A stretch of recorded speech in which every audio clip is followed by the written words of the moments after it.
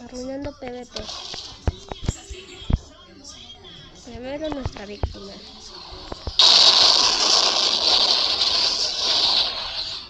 Ah, mira, hay un PvP ahí.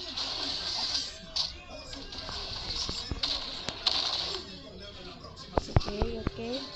Acomodarlo.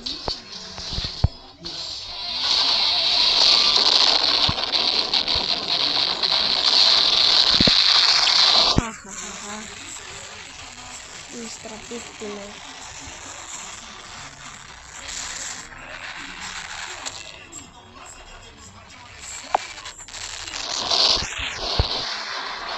Bueno,